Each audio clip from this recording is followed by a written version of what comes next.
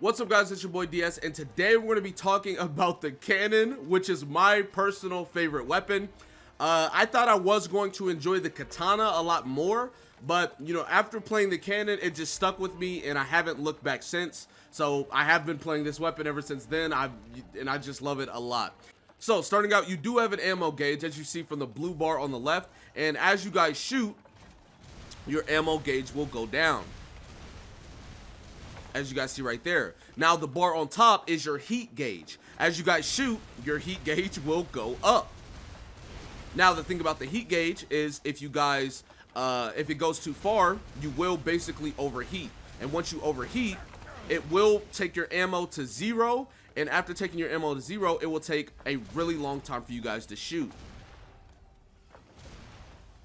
Now, this stays this way until the heat gauge is all the way down. Now, on top of the heat gauge going back down, as you can see, I have no ammo. So when I shoot now, I still have very slow shooting. So that brings us into our light and heavy buttons. Your light button will place down this key base. And your key base is basically what's going to regenerate your ammo. Now, the thing about the key base is if you're standing in it, you will never lose ammunition. As you guys see, my ammo just keeps going up. I step out and it starts going down. I go back in, it goes back up. So if you're inside a key base, you will never lose ammo. It will just always stay maxed. Now, your heat gauge. How do you get rid of the heat gauge without overheating? Well, your heavy button is going to be like this little mortar or whatever you want to call it, and you will shoot. And then, to come down and hit a kemono. Now, keep in mind, you're shooting a key base. So as you saw, it hit him and then dropped another key base. If you look to the, if you look on the side of the bar, you'll notice you have 5 total key bases, but right now I have 3 because 2 of them are out. As far as the key bases go, you can place them down anywhere you want, and they will stay there forever. They will not disappear. Now you gotta ask yourself, well, DS, if they never disappear, how am I gonna ever get them back? Well, there is one exception to this rule, and that's if you reload. If you press your special and your light button, you will reload all of your key bases back into your cannon. Now, on the topic of using your heat gauge, this weapon actually has a super. And how you do it is you have to get your heat gauge up. And as you guys see right now, the heat gauge is going up. And once you get your heat gauge to a certain level, it will turn, your weapon will turn red. As you guys see, my weapon is turning red now. And then if you shoot your heavy attack, and keep in mind, you have to hit a kemono. If you don't hit a kemono, you will not get it. But let's say you shoot your attack and you hit a kemono.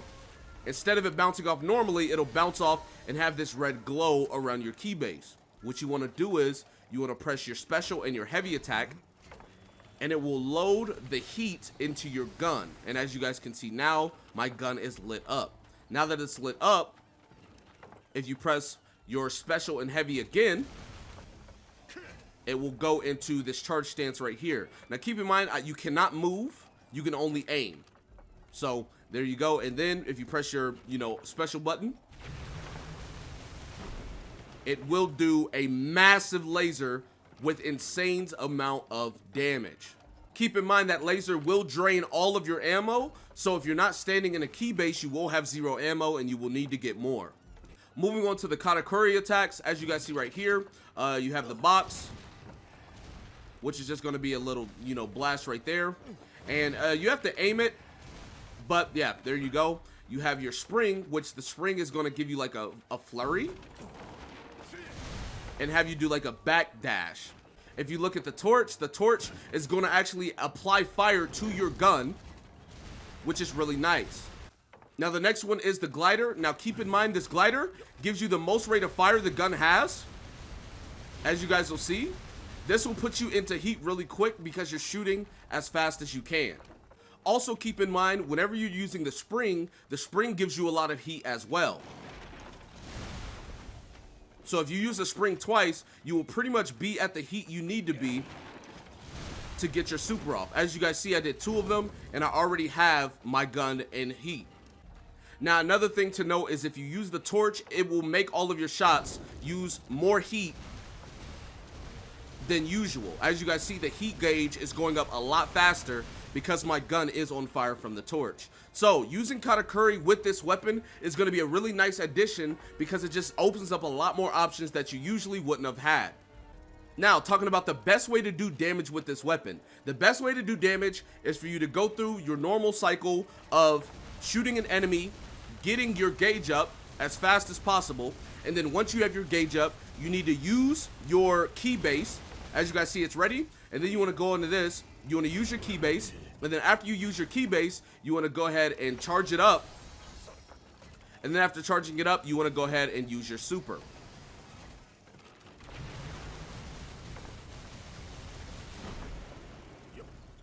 Now, talking more about your super, you do not want to use this unless you can hit the entire thing. If you guys don't hit with the end of the super, you won't be getting off most of the damage. Most of the damage comes at the end. So if you cannot hit it all the way, don't do it. As you guys will see, the big explosion at the end is what does the damage. Looking at the ult, when the whole entire thing hits, you'll see at the end there's a very big tick of damage. So a small numbers, and then a very big blast with a big number. Now, whenever you super, you also want to make sure you're in a key base. And the reason why is because the super uses the ammo that you have in your gun. Meaning, if you're in a key base, the ammo will be going up. Now, it won't go up infinitely, but it will allow you to super for a lot longer than if you weren't inside a key base.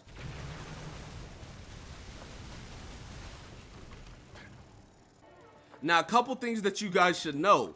You can prep multiple charges of your super. As you guys see, I have 2 of these red key bases already out, and all you have to do is, instead of going and picking up your key base, you can basically just drop it and then continue firing, drop another one, drop as many as you need to if you can't super, and then whenever you can, go get it and then go super. And that way, instead of you just having one super up, you can have multiple up and do multiple whenever you can.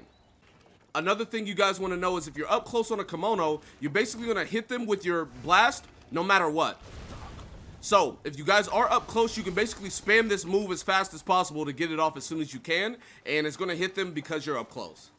Another thing I want to talk about is you can technically get your super ready before you go fight a big kemono. If you guys didn't know, you can charge your super off of little kemono. So if you are, running around, you can go charge your ult on a little kemono and then go to the big kemono and blast it as soon as you start the fight, which is going to be the best way to start a fight with the cannon.